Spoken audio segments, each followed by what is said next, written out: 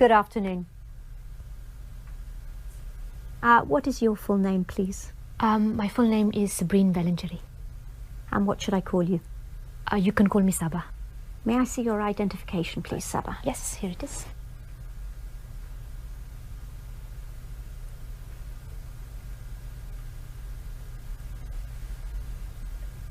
Okay. Thank you.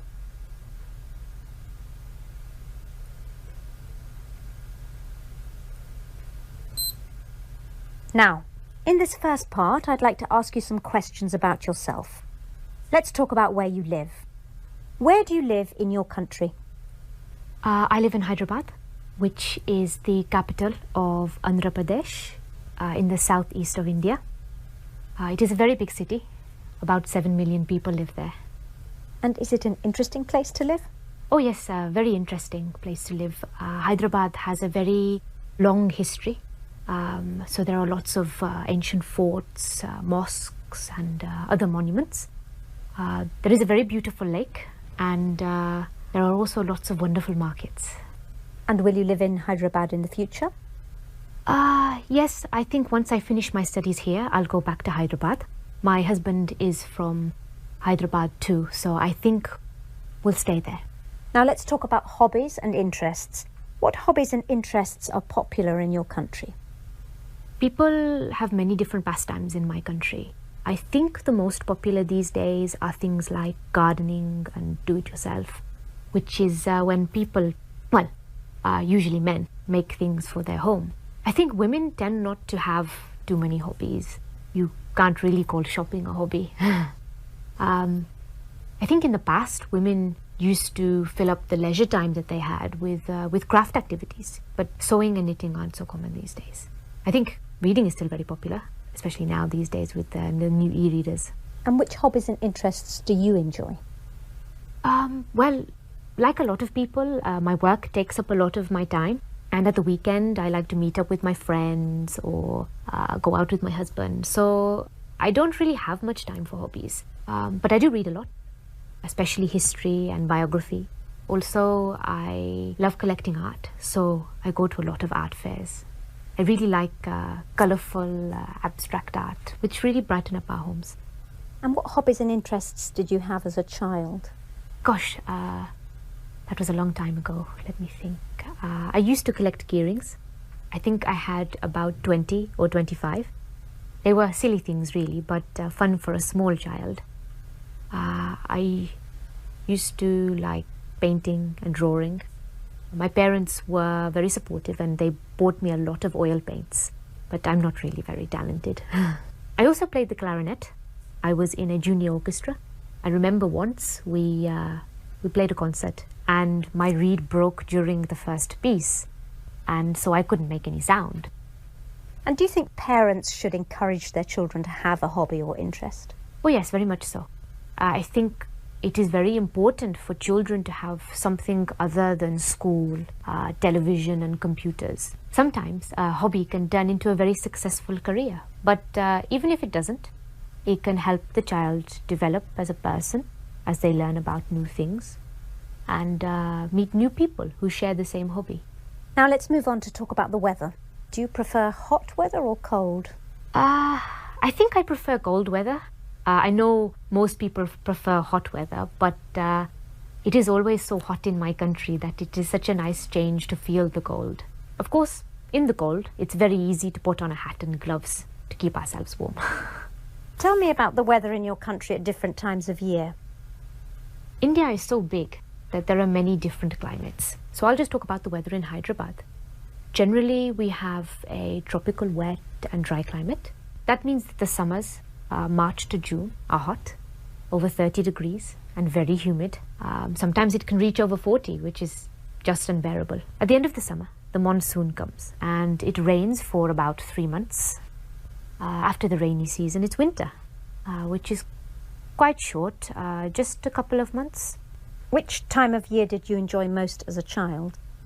Well, I think like most children, I would say the summer, when we had the long school holiday. But I always preferred spring. There's something so lovely about when everything starts to grow again after the winter. You can almost smell it in the air. And has the weather changed much in your country in recent years? I don't think so, really. I know that in some countries the climate has been changing because of global warming, but where I live it seems to be the same. Just heat and rain. I have noticed something. In recent summers, when it's very hot, there have been many water shortages. I don't remember that happening when I was younger. Thank you. Now I'm going to give you a topic, and I'd like you to talk about it for 1 to 2 minutes. You have 1 minute to think about what you're going to say, and you can make some notes if you wish. Do you understand? Yes. There's your paper and pencil. And here's your topic. I'd like you to describe a gift or present that somebody gave you recently.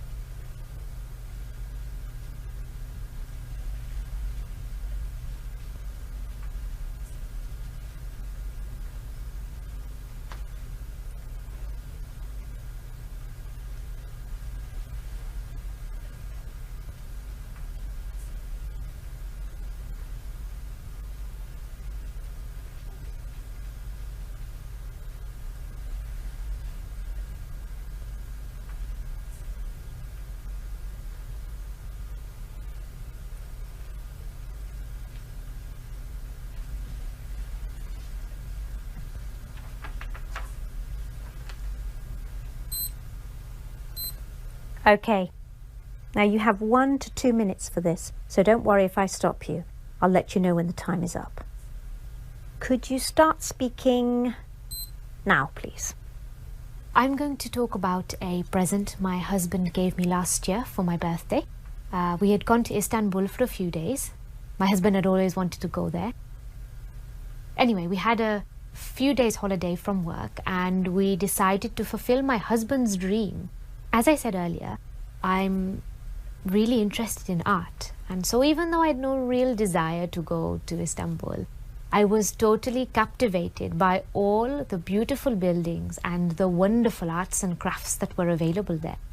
The Blue Mosque was my favorite building. From the outside, it looks just like a typical Ottoman mosque, but inside it is quite startling. The large windows with the light reflecting on the exquisite blue tiles made it just breathtaking.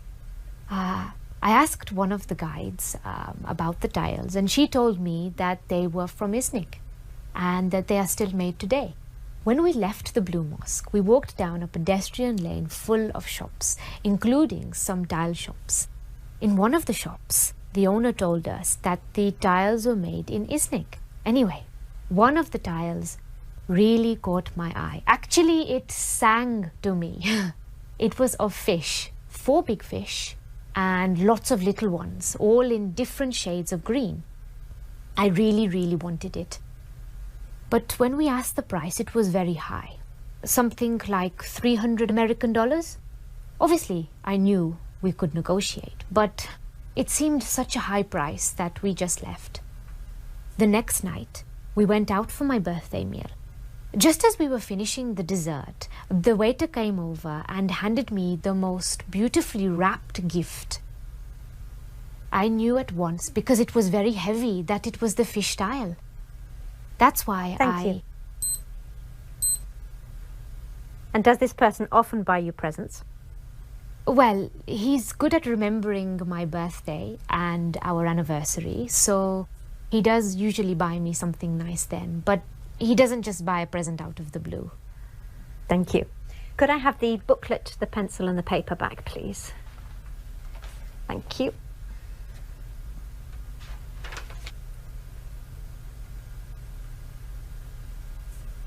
Now, you've been telling me about a present you received, and I'd like to ask you some more general questions related to this.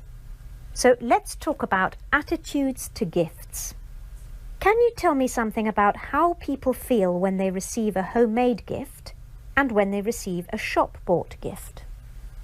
Well, I think as with everything, it depends on the person and the gift. When a grandchild makes something for their grandparents, like a bookmark or a clay pot that they've made at school, then obviously their grandparents will treasure it. For adults, I think it's a bit different. If people are going to give homemade gifts, then they need to be of really good quality. Why do you say that? Well, when children make things, it's the thought that counts. But when it's adults making things, it has to look like the present is a proper present, rather than something they've made just because it's cheaper. Of course, the thought still counts, and in many ways, our time now is more important or precious than money. So if somebody has spent a lot of time making a gift, it will mean a lot. But if someone has made some chutneys or pickles or some other type of food, then it has to be edible and taste nice as well. So what about shop-bought gifts? Most gifts these days are shop-bought, and there isn't really anything wrong with that. What is important, I think, with a shop-bought gift is that the person buying the gift should spend some time thinking about what the other person would really appreciate. It's no good a husband going into a perfume shop and buying the first perfume he likes. He needs to see what perfume his wife is wearing. That shows his wife that he's paying her attention. And do you think that children get more pleasure receiving gifts than adults do? Yes and no. Obviously, children love receiving gifts, but children do generally get a lot of gifts. Children these days are spoilt and they get too many gifts. So the more gifts they get, the less they value them. Adults, on the other hand, generally have the resources to buy things for themselves.